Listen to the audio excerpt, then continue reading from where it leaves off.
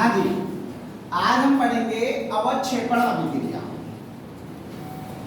अवक्षेपण अभिक्रिया।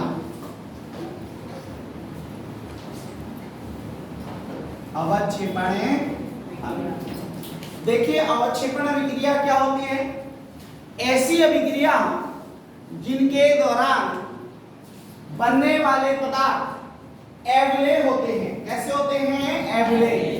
तो हम कह सकते हैं अवक्षेपण अभिक्रिया वह अभिक्रिया जिसमें एवले पदार्थ या अवक्षेप का निर्माण होता है। तो हम कहेंगे ऐसी अभिक्रिया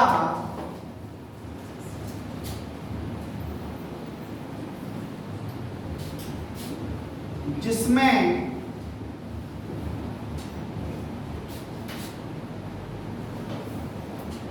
एवले पदार्थ ब्रैकेट में अवक्षेप का निर्माण होता है।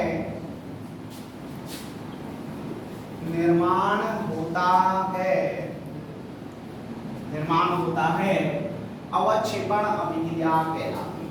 क्या कहलाती है? अवक्षेपण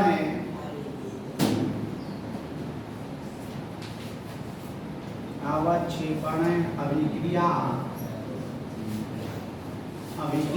कहलाती है।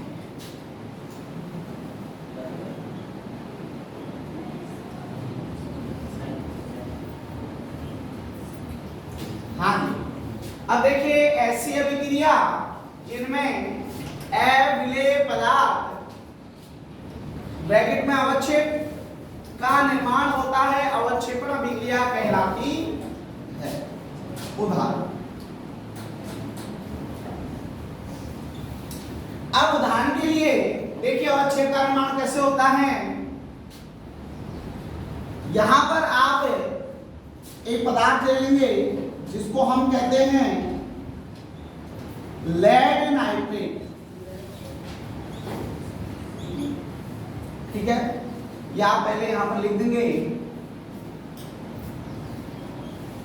लेड नाइट्रेट की क्रिया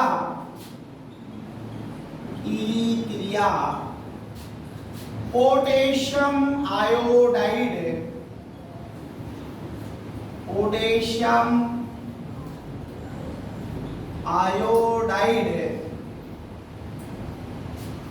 से करवाने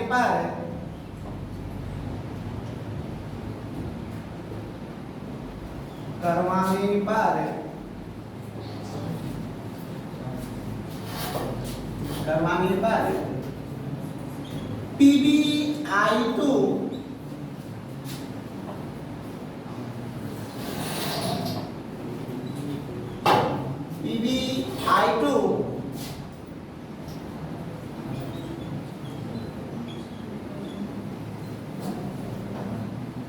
का निर्माण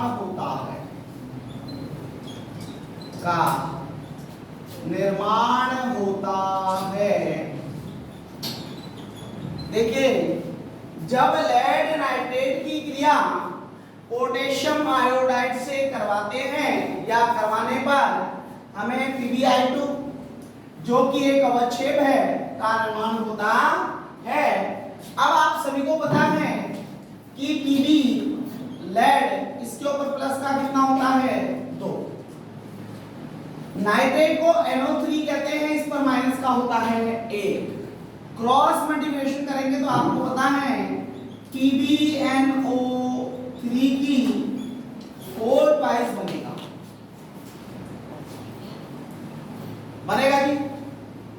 तो हमारे को पता है लेड नाइट्रेट की क्रिया हो रही है, तो सबसे पहले लिखेंगे PbNO3 की होल ट्वाइस प्लस, फिर हम लिखेंगे पोटेशियम आयोडाइड। पोटेशियम आयोडाइड और पोटेशियम आयोडाइड होता है KI।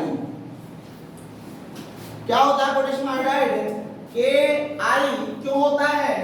क्योंकि पोटेशियम पर प्लस का एक और I पर भी माइनस का एक। मैंने कहा था कि जब दोनों की वैल्यू समान हो लेकिन दोनों में जो चार्ज हैं या मान है वो धनात्मक और ऋणात्मक हो तो ऊपर की वैल्यू क्योंकि यूं ही लिख देते।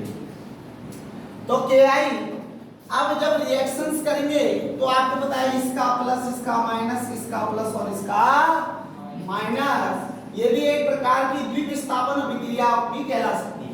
कौन सी अभिक्रिया भी कहलाती है? द्विविस्थापन। तो प्लस की क्रिया किससे होगी? माइनस से, और माइनस की क्रिया प्लस से। तो यहाँ पर आपका बच जाएगा PbI2 और ये हो जाएगा आपका S। क्यों हो जाएगा?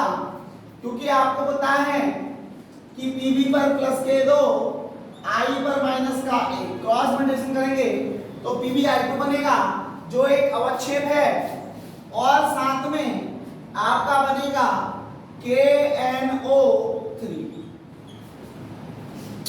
KNO3 क्यों बनेगा? मैंने कहा था K पर प्लस का एक, NO3 पर भी माइनस का एक, प्लस एक माइनस एक हट गया, KNO3 बना। अब आपको पता है NO3 के कितने हैं? दो। NO3 के दो है ना, तो हम इसके आगे कितने का गुणा करेंगे? दो का।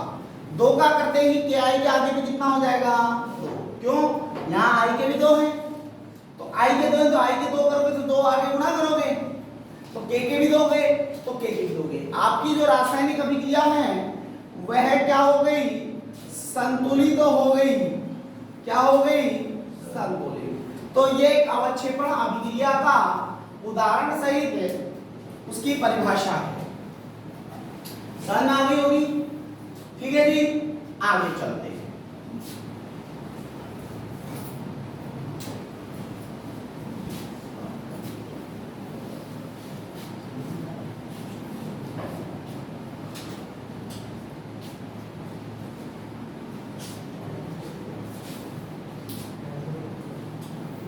हाँ जी, अब इसके बाद हम पढ़ते हैं अवक्षेपण अभिक्रिया का हमने पढ़ लिया। अब हम पढ़ते हैं वियोजन अभिक्रिया।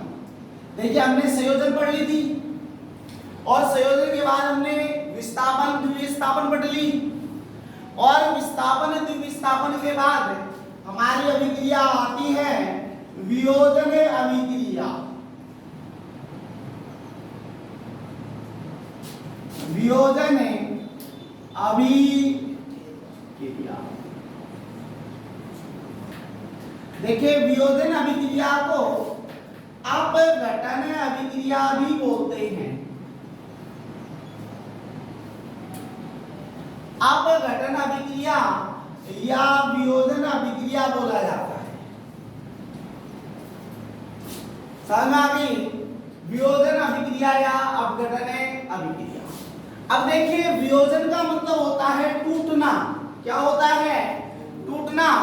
तो हम कह सकते हैं कोई एक पदार्थ हमने लिया, उस एक पदार्थ को हमने ऊष्मा दी, ऊष्मा देकर वह दो या दो से अधिक पदार्थ में टूटे गया तो हम कह देते हैं इसका वियोजन हो गया। ठीक है जी। जैसे हम संगमरमर का पत्थर लाए और हमने उसमें क्या दी? ऊष्मा, तो वह चूना वह कार्बन डाइऑक्साइड में टूट जाएगा, तो हम कहेंगे इसका क्या हो गया? वियोजन हो गया। क्या हो गया? वियोजन हो गया।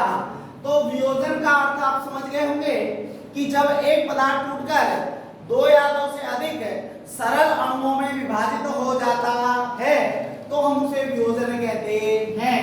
तो परिभाषा हम लिख सकते हैं, ऐसी अभिक्रिया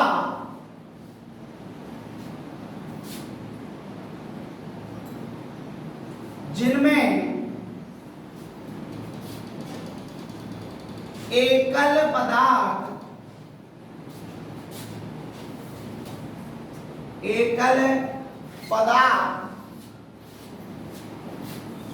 दो या दो से अधिक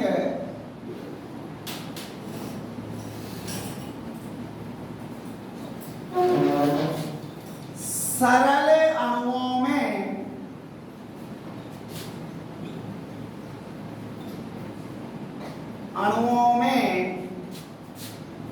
विभाजित हो जाते हैं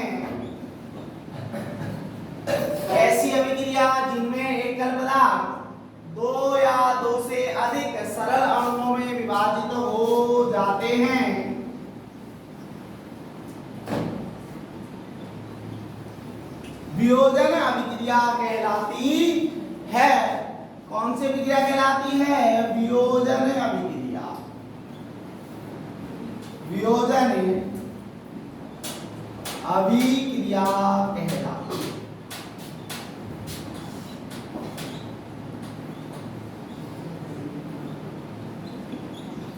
देखिए ऐसी अभिक्रियाएं जिनमें कोई एकल पदार्थ दो या दो से अधिक सरल अणुओं में विभाजित हो जाता है तो वियोजन अभिक्रिया कहलाती है। ठीक है, उदाहरण के लिए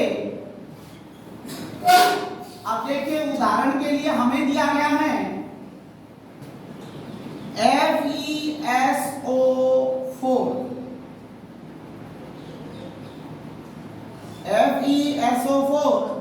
और 7H2O। ध्यान से सुनिएगा। अब सबसे पहले यहां पर आपको देखने को मिल रहा है कि जो FeSO4 है, यदि हम इसको गर्म करेंगे, इसको हरा कशिश कहते हैं।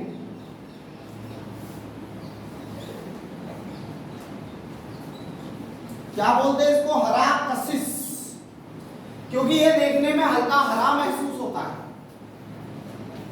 तो हरा कशिश है।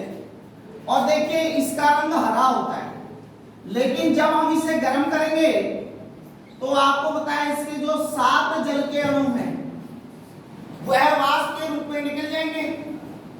किसके रूप में निकल जाएंगे? और जब आपका बचेगा तो क्या बनेगा? FeSO4 और प्लस 7H2O यहां निकल जाएगा। ध्यान सुनो, ये 7H2O जो होते हैं ये क्रिस्टल जल होते हैं, इनको हम क्रिस्टल जल कहते हैं। इसी जल के कारण इस पदार्थ का रंग प्राप्त होता है। अब देखो, जब हमने इसको गर्म किया 7H2O निकल के, तो यहां पर जो इसका रंग होगा वह श्वेत रंग होगा,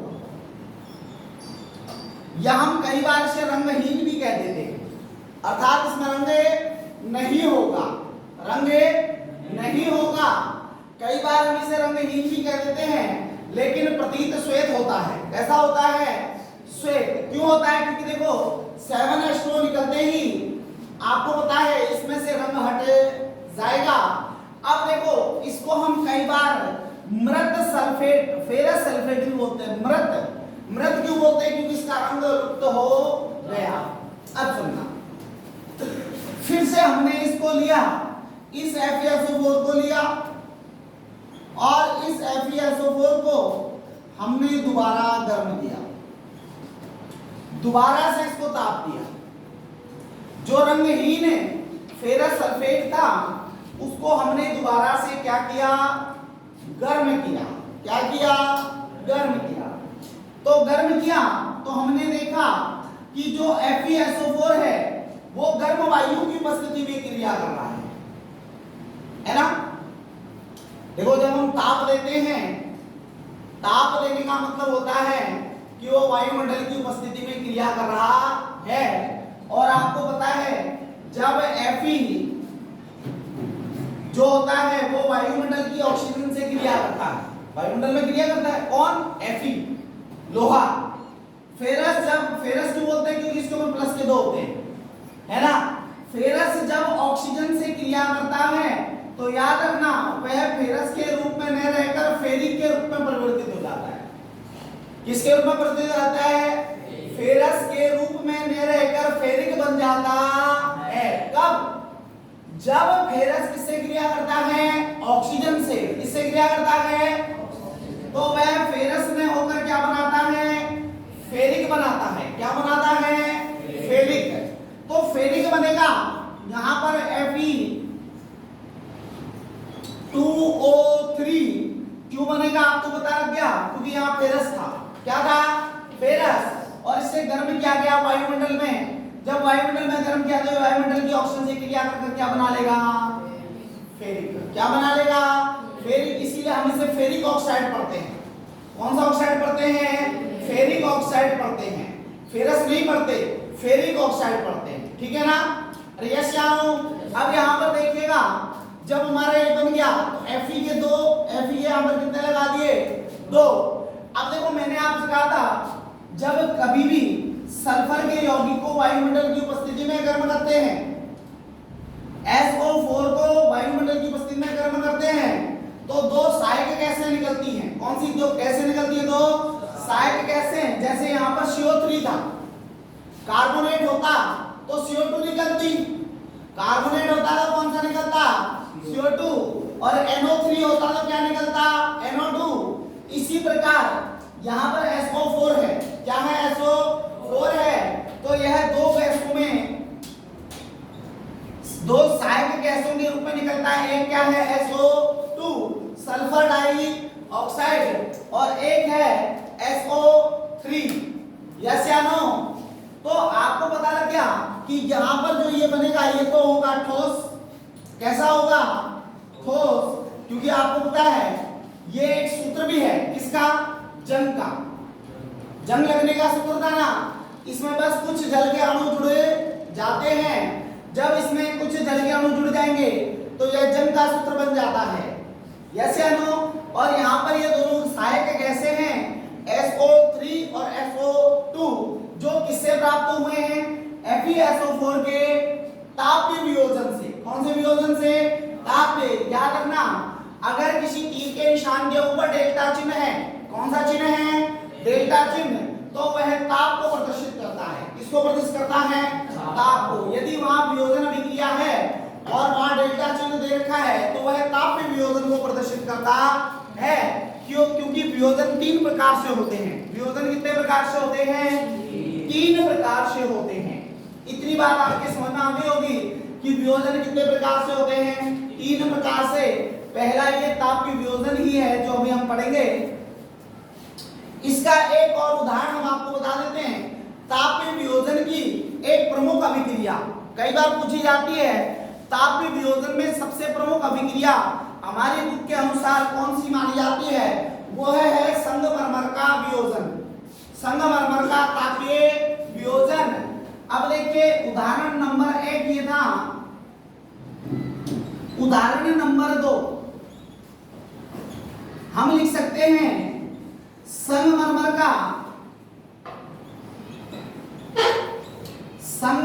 का तापीय वियोजन। तापीय वियोजन।